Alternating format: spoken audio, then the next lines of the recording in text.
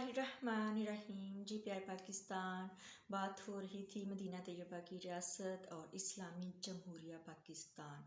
अब वो लोग जो कहते हैं कि ऐसा नहीं कहना चाहिए, वो वक्त बहुत मतलब गुजर गया है, 1400 साल पहले की बातें हैं, 1500 साल पहले की बातें हैं। तो अब अच्छे तरीके से हम समझ के हैं कि कुरान और सुन्नत के जो अहकामात हैं वो किसी ख़ास ज़माने के लिए नहीं है, किसी ख़ास वक्त के लिए नहीं है, वो ता क़यामत है। क़यामत तक आने वाले जितने भी जो हैं हुक्मरान हैं और जो जो जिस जिस अदारे के सरबराह हैं, उन्होंने जो लेनी है रहनुमाई, वो कुरान और सुन्नत से ही लेनी है, इसके अलावा नहीं। फिर जजिस की जब बात आती है तो जजिस जो कहते हैं कि वो भी अवाम को बहुत बुरा भला कहते हैं और तौहीन अदालत लगाना चाहते हैं।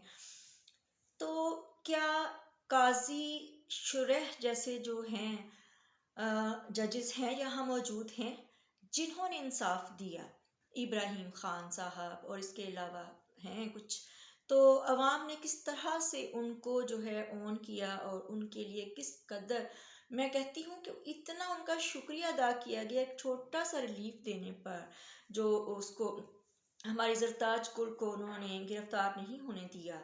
तो इतने से इंसाफ पर उन्होंने इतनी दुआएं समेट लीं और इतनी तारीफ़ें अवाम की तरफ से उनकी हुई। ये खुशकिस्मती है, ये खुशकिस्मती नहीं है कि आप लोग माल ले लो, पैसा ले लो और आप लोगों के जो हैं ज़ुबान में जो है वो दूसरों की अल्फाज हों और फिर आप ऐसे फ़ैसले दें कि जिससे अवाम तड़प कर रह जाए और आप नोटिस ही ना लें किसी चीज़ का, किसी बात का। तो जनाब आर्मी चीफ साहब जो हैं उनसे भी उसी तरह से पूछगिछ होगी कि जब आपको इतना बड़ा ओहदा मिला तो आपने इसका क्या इस्तेमाल किया और कहाँ पे इस्तेमाल किया। पुलिस से भी होगी, इसमें कोई शक नहीं, और जो है अदलिया उससे भी होगी। तो कुरान और सुन्नत को बीच में लाना जो है अपने गलत मकासद के लिए और अपने जुल्म को जो है वो डिफेंड करने के लिए, ये बहुत बुरी बात है। और फिर लफाफे इमरान रियाज के बारे में क्यों नहीं बोलते, और उनको ये है कि वो सेफ हैं, ऐसी बात नहीं है। हर इंसान पे बुरा वक्त भी आता है और अल्लाह के हुक्म से अच्छा वक्त भी आ जाता है। इमरान रियाज ने क्या पाया, क्या खोया। इमरान रियाज चंद महीने गायब रहा, बहुत जुल्म सहा उसने, बहुत जुल्म सहा, लेकिन उसने उस कोठरी के अंदर सिर्फ अपने रब से लौ लगाई। उसने कुरान मजीद पढ़ा, उसने कुरान मजीद की तफसीर पढ़ी, उसका दिल जो है वो पहले से कहीं ज़्यादा अल्लाह की तरफ माइल हो गया। तो ये अल्लाह ताला का एक तरह से उस पर इनाम है। फिर उसके बाद उसके लिए जो दुआएं हैं, उसकी जो इज़्ज़त है, उसका जो इकराम है, इसका जो है आप जैसे इस चीज़ का अंदाज़ा नहीं लगा सकते, क्योंकि आप लोग जो हैं वो हराम खाने के आदी हैं और आप लोग जो है वो हमेशा जो है वो झूठ जो है, आपको अब इस चीज़ की पहचान ही ख़त्म हो गई है कि हक और बातिल में फ़र्क क्या है, क्योंकि आपने इतना ओढ़ना बिछोना बातिल को बना लिया हुआ है कि आप अब चाह कर भी जो है वो सच्ची बात नहीं कर सकते या हक की बात नहीं कर सकते। तो मदीना तैयबा की रियासत में किसी का कोई हैबत नहीं थी। हर किसी को, हर जो हमारे हैं जितने भी रियाया है उसको वो हक था कि वो पूछ सकें कि ए अमीरुल मोमिनीन, ए उम्र फ़ारूक रज़ी अल्लाह ताला अन्हु, गनीमत में, माल गनीमत में जो चादरें आई सबको एक एक मिली, आपके पास दो क्यों हैं। और उन्होंने बजाय इसके कि वो कहते कि पकड़ लो इनको और ज़ुबान खींच लो इनकी और ऐसे कर दो, इनको उल्टा लटका दो, माज़ल्ला इनको मारो, कि इनकी जुर्रत कैसे हुई। जवाब दिया गया कि उनके पास दो चादरें किस किस तरह से आई। काजी शुरह ने जब फैसला दिया, अमीरुल मोमिनीन आप गवाह नहीं ला सके, बेटा जो है वो तो बाप के हक में ही गवाही देगा और जो गुलाम है वो अपने आका के हक में गवाही देगा, इसलिए ये केस जो है वो यहूदी जीत गया है। तो अमीरुल मोमिनीन ने ये नहीं फरमाया कि इसकी तुम्हारी क्या मजाल हुई काजी के तुम मेरे खिलाफ फैसला दो। नॉट। दीन इस तरह से डंडे के जोर पर दीन इस्लाम को लेकर हम नहीं चल सकते।